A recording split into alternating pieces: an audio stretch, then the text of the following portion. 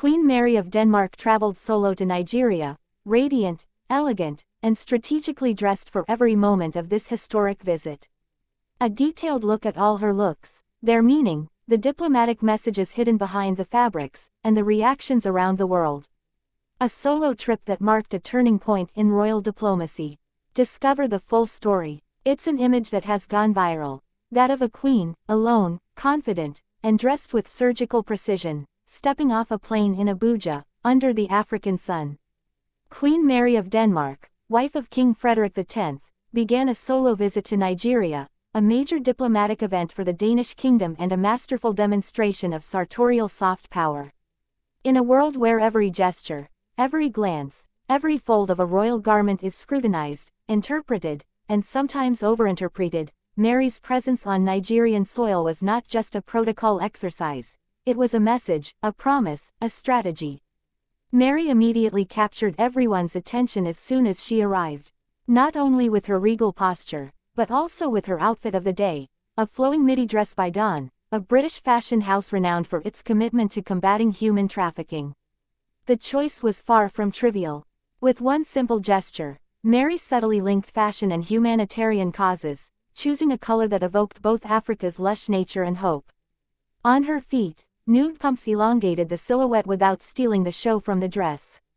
On her arm, a small raffia bag made in Nigeria, a local craft that she would carry several times during her visit.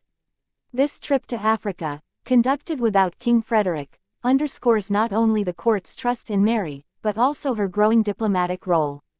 She embodies the image of a modern monarchy, in step with the times, capable of meeting heads of state, visiting NGOs, and addressing young women entrepreneurs, all while maintaining the unattainable aura of royalty.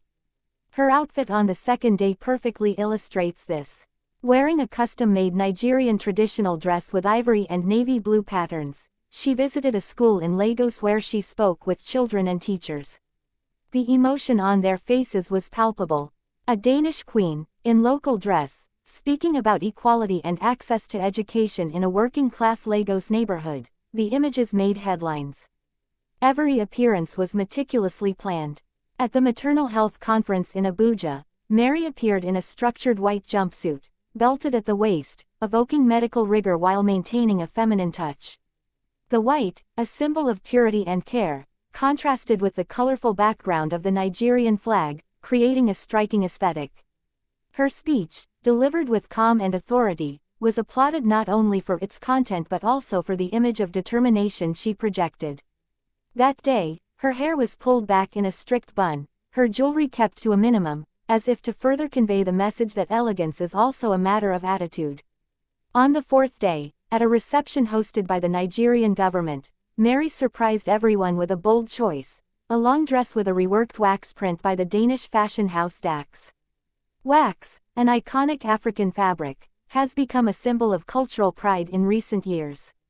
But its use by a European woman is still a sensitive topic.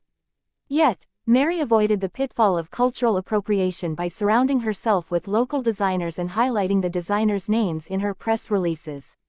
The result, an outfit hailed by the Nigerian press as an elegant, humble, and thoughtful tribute to the host country's culture. This isn't the first time Mary has shown abroad, but this solo mission to Africa highlighted her ability to blend diplomacy, humanity, and style. Over the course of 5 days, she wore 8 different outfits, each meaningful, each connected to the places visited and the causes addressed. On the evening of her official dinner with the First Lady of Nigeria, Mary appeared in a black gown with an asymmetrical collar, adorned with simple pearl earrings. Understated and regal, she embodied the timeless class of a 21st-century queen. But beyond the clothes, this trip was a tour de force of communication. Queen Mary never seemed to be playing a role. Every interaction, every smile, every gesture toward a child, every hug toward a mother, was imbued with authenticity. And perhaps this is where the true power of this queen from the north lies, that of building bonds, of making each person she meets feel seen, heard, valued. It's fascinating to see how fashion becomes a diplomatic language when worn by a royal figure. Mary used every fabric, every color, every cut like a letter in a silent but powerful speech. She demonstrated that elegance can be a gentle weapon, that clothes can convey messages of peace, respect, and solidarity. She didn't just wear dresses. She carried a message, she carried a people. The international press was quick to praise this African tour. The Times described her as a queen without a faux pas. Le Monde called her a perfect example of cultural diplomacy. And on social media, the hashtags #Queen Mary in Nigeria and #Royal Style circulated rapidly, fueled by thousands of image and video shares. Mary didn't just promote Denmark. She also reached out to Africa, its women, its children, its traditions.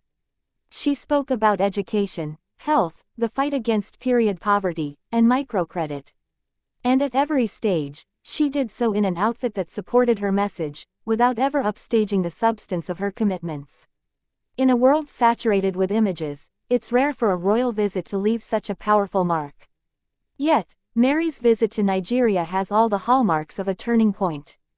It perhaps marks the emergence of a new generation of queens, free, intelligent, subtle, and above all, deeply human. This wasn't a performance trip, it was a political, cultural, and sartorial act. Upon her return to Copenhagen, analysts seized on the subject. Does this successful mission herald further solo trips by Mary?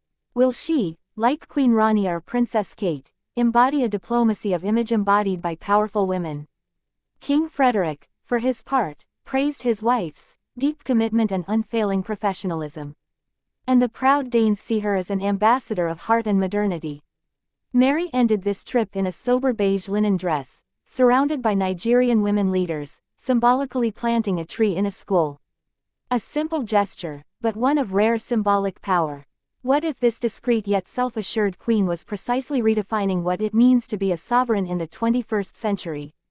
And you, do you think Queen Mary embodies the future of European royalty?